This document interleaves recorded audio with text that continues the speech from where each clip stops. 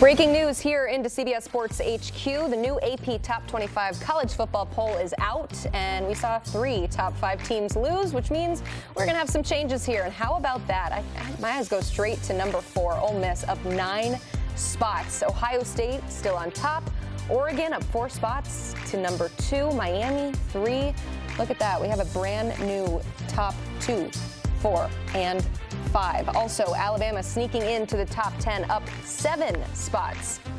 We go further down the poll here, a lot of movement. You see a lot of red, a lot of dropping. Georgia down 7 spots to 12. LSU down 9 to 13. Florida State, though, huge drop after being upset on the road Friday night at Virginia, down 10 spots to number 18. 5 more teams here on the AP Top 25 poll. We have some new entrants. Virginia, from the aforementioned upset victory over Florida State, moves into the top 25 at number 24, and Arizona State squeaking back in here at number 25.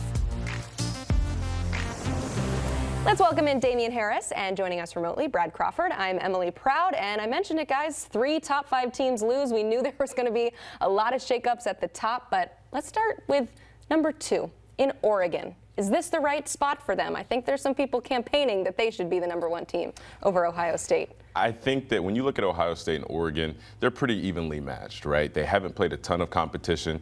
Oregon, they just won at Penn State last night, which is a tough environment. And Ohio State just won at Washington, which is another tough environment. So I think where we had Ohio State previously at number 1, I think it's fair to keep them there. But Oregon, by no stretch of the imaginations, we can't sit here and pretend like this isn't one of the top 1 or 2 teams in all of college football. So I think they're evenly ranked. I think that it doesn't really matter. I mean, they're going to play each other. They're going to face each other.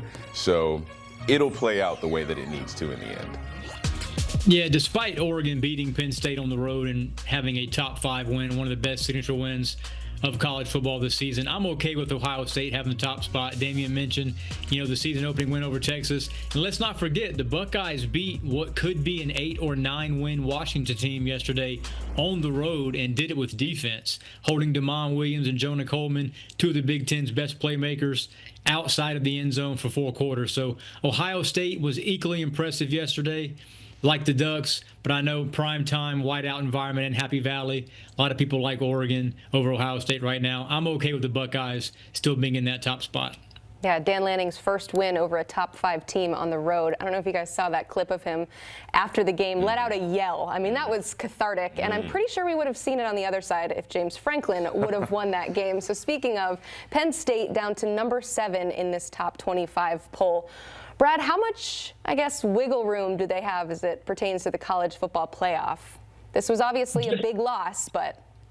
Yeah, just a little bit of wiggle room. You would have liked to have seen Penn State win this home game against Oregon if you're any Lions fan, but there's 2 games left against ranked teams, Indiana and Ohio State.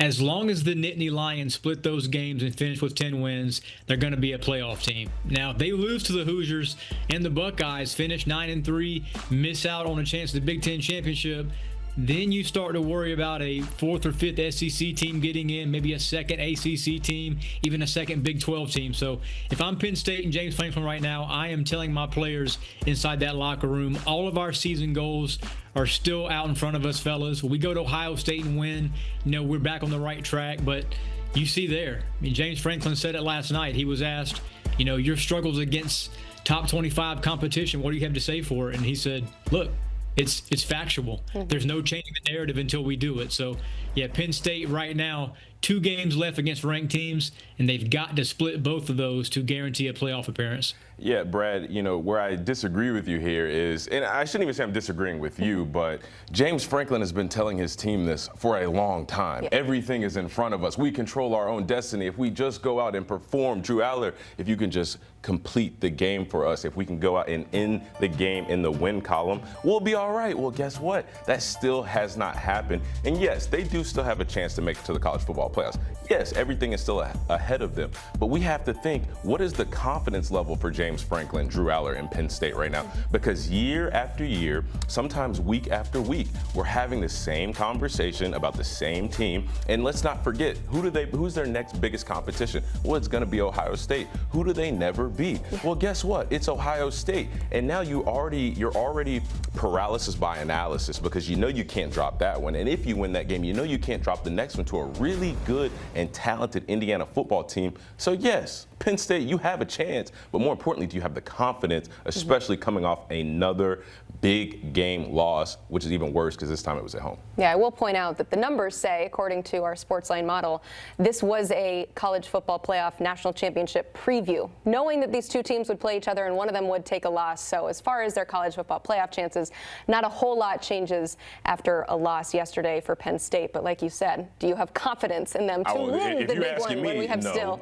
yet to see it? I am asking you. No. No. You know the answer. You're really proud. You know me. All right. No. Let's go to Florida State. I don't know about you guys, a little shocked by a 10-spot drop for them. Number 18, of course, still with that big win under their belt in week 1 against Alabama, setting up for a huge showdown against a top 5 team in Miami.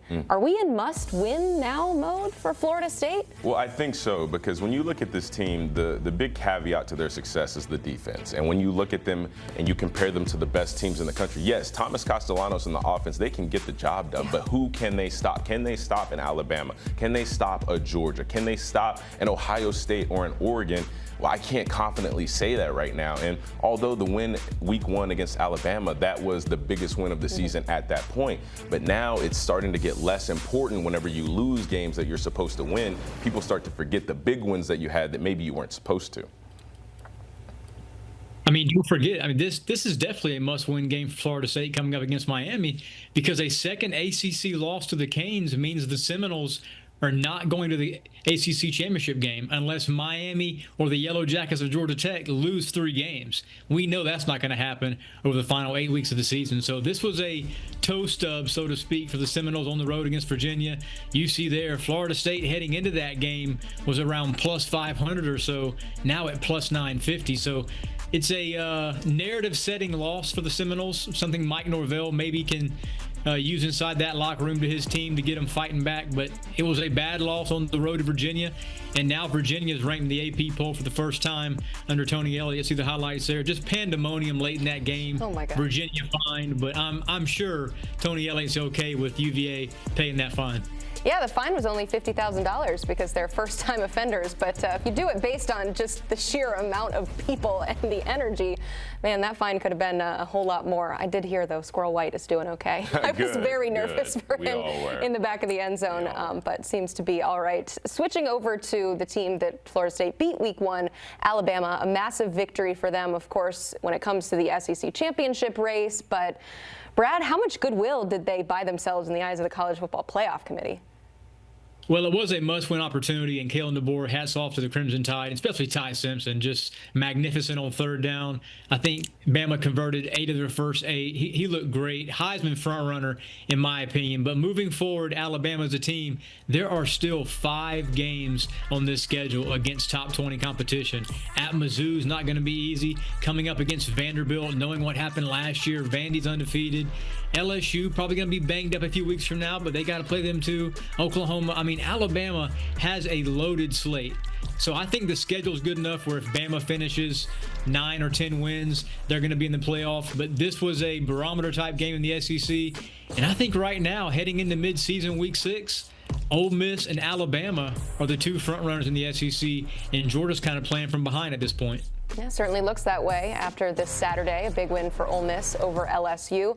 Damien, I know you want to talk about your Alabama Crimson Tide, but I do have to ask about Georgia because it feels weird, but I'm going to ask, what's wrong with Georgia's defense? Well, I've said it once, I'll say it again. Georgia has always been a team that knows when they rush 3 guys, they're going to get pressure. When they rush 4 guys, they're going to get pressure. I mean, sometimes they rush 5, but they always get pressure up front. And that a lot of times has alleviated the back end, the secondary, from really having to do their jobs, although they play it very well. But they don't have to do as much because the pressure is always on the quarterback. Quarterbacks are always trying to get the ball out quick. Well, that's not the problem. We saw that with Tennessee. Joey Aguilar, he had all day long to dissect the defense. Same thing with Ty Simpson. And when your defense doesn't live up to the standard of what Georgia expects, it puts more tension on the offense. It puts more pressure on Mike Bobo, puts more pressure on Gunnar Stockton. And while there's still a competitive offense, that's a lot of pressure going from knowing that you have a defense that's going to get you the ball back, put you in favorable situations, get you in favorable field position. You don't have that anymore. That makes you play a little bit more tight. So I think their defense is actually impacting their offense and the overall success of their team because they're just not getting the same pressure that we're used to seeing Georgia's defense get. All right, I mentioned that Ole Miss LSU game. Ole Miss, of course, now a top 10 team in the eyes of the AP Top 25 poll. You look at the schedule, things are shaping up nicely for them to walk right into the college football playoff, although we said that last year and we saw what happened last year, so this thing is far from over yet. But Brad, is this a top 10 team when you watch Ole Miss play? This is a top 5 team, and they are my new SEC frontrunner. And I don't ever speak highly of Lane Kiffin because I know he has coaching gaffes against unranked teams. But look at the schedule. Ole Miss only has Georgia and Oklahoma left as ranked opponents. You split those, you're in the playoff as probably a top 4 seed.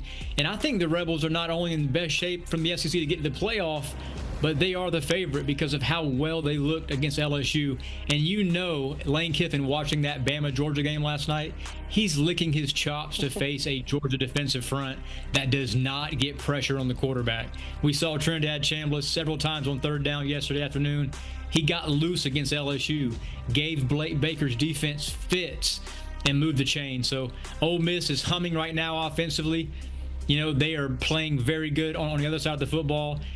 And surprising to me, Ole Miss might have had a better roster last year, but this year's team as a whole, I think is better and likely Lane Kiffin's best in Oxford. Yeah, I think everything that Brad just said was absolutely correct. This is a top 5 team. When you look at what they found in Trinidad Chambliss, where the offense is going, the way he's able to use his legs, that's Lane Kiffin's dream right there. Like, he is licking his chops every time he gets to call a play for Trinidad Chambliss. But most importantly, let's talk about the defense. They held Garrett Nussmeier to under 200 yards. They picked him off. They forced turnovers, and they tackled very, very well. That is the sign of a good football team. And I'm even surprised to say that because Lane Kiffin is an offensive guy, but he's got his defense. The past 2 years now, the defense has just gotten better and better, whether it's in terms of pass rush, linebacker play, secondary. They play a style of togetherness defense that is just hard. I mean, Garrett Nussmeier coming into the season, he might have been the #1 quarterback off the board before the season started. They held him to under 200 yards. They made it difficult for him. And again, not understating what they're doing on offense with Trinidad Chambliss, this is just the best Ole Miss team that I think Lane Kiffin has had. And we know with the offensive mind Lane Kiffin is, if he's got a good defense, he's got a good quarterback, he can very well take this team to heights that they haven't been recently. I'm glad that you sung the praises of this Ole Miss defense because I'm going to play devil's advocate here. Okay. A lot of defenses have looked good against this LSU offense. It is a massive surprise that they are not having as much success as we thought they were. And I know that Brian Kelly doesn't want to talk about this offense, but we have microphones and we can talk about it. So, Damien, what is going on the offensive side of the ball for the Tigers? Everything. Nothing is going right for this team offensively. Garrett Nussmeier doesn't look like what I'm not even going to say what we expected Garrett Nussmeier to look like, but what Garrett Nussmeier expected himself to look like, what Brian Kelly expected himself to look like. When you've got a quarterback, and, you know, we talk about this in NFL terms, right? That is the fate of your franchise. The fact that they cannot protect Garrett Nussmeier is a huge problem. And then on top of that, we've seen drops from receivers. We've seen inconsistent play at the receiver position. And you almost get in a position where you look at Garrett Nussmeier and say, what do you want him to do? Let's not forget to mention the fact they don't run the football. I mean, I know Caden Durham has been banged up, but LSU is one of those teams that seems determined to not run the football because they want to attack you through the air. And when none of those things are working, you have no offense. You know, when you have a good run game, a competent run game, when all else fails, you can just turn around and hand the ball off and hope to get 2 or 3 positive yards and stay ahead of the down and distance. But with that, this LSU offense it's scrambling right now, to say the least. Yeah. You know things are bad at LSU when Brian Kelly calls out his star quarterback. We thought this guy was #1 in 2026 NFL draft board, And with that knee injury he suffered during fall camp, he just can't move out there. Right tackle's a big issue right now. There's been some bad guard play. 4 new offensive line starters for LSU, and we are seeing it now entering week 6. They cannot protect Garrett Nussmeier. And as Damien mentioned, there is no run game to speak of. Caden Durham was banged up yesterday. They didn't get anything from him. And on 3rd and 3, 3rd and 4, they do not have a power back they can go to and get first downs. We mentioned Ole Miss. Lane Kiffin's offense yesterday pounded LSU at the line of scrimmage, and they did well rushing the passer against Garrett Nussmeier, making him frustrated, down and distance situations. So LSU, they've had this Achilles heel for 4 or 5 weeks now. It just finally showed up in a loss in a big way. Are we going to talk about this LSU defense? Do you want to? I'm sorry. I'm not trying to steer the conversation. So if you wanted to go somewhere else, Emily. No, I mean, Brad mentioned it too, just not getting a lot of pressure. All right, Daniel, hold on. Let me pull up my stats right here. You know, I posted it to Twitter, but I just want to make sure clear his throat.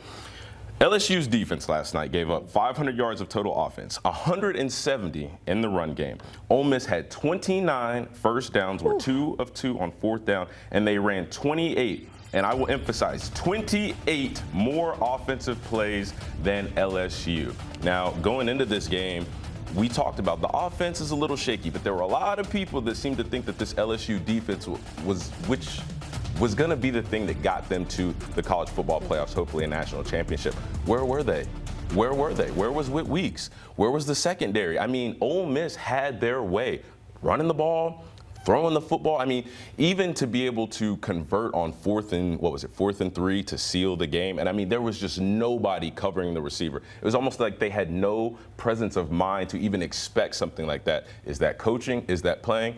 I don't know. But again, I don't want to just throw all the hay in on the offense and not talk about the defense is not showing up and they are not playing good against good competition. Well, the big reason that we had a high expectations for this defense, Brad, is because of all the work they did in the offseason. They brought in tons of pieces on both sides of the ball. So how much of the blame is it fair to place on Brian Kelly? I think all the blame goes to Brian Kelly. He's one of the highest paid coaches in college football. He's top 10 coach pretty much nationwide. A lot of our guys in the preseason had him as one of the SEC's top coaches alongside, Kirby and DeBoer and Steve Sarkisian. The big thing for LSU, too, Ole Miss had 10 penalties in the first half, and LSU trailed by double digits at halftime.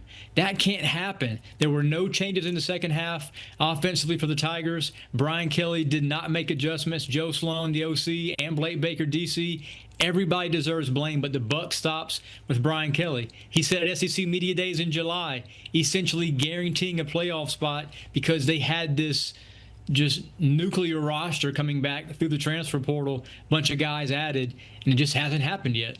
Brian Kelly himself investing millions into this roster as well. And so they put all their chips in the middle of the table. We'll see what happens for the rest of the season. Still a lot of football left to be played. Don't go anywhere, Brad. Don't go anywhere, Damien. We're going to continue to talk about this. But a reminder, if you want some of that good behind-the-scenes information from our insiders, check out the College Football Insiders podcast. You can watch by scanning that QR code or listen wherever you find your podcasts.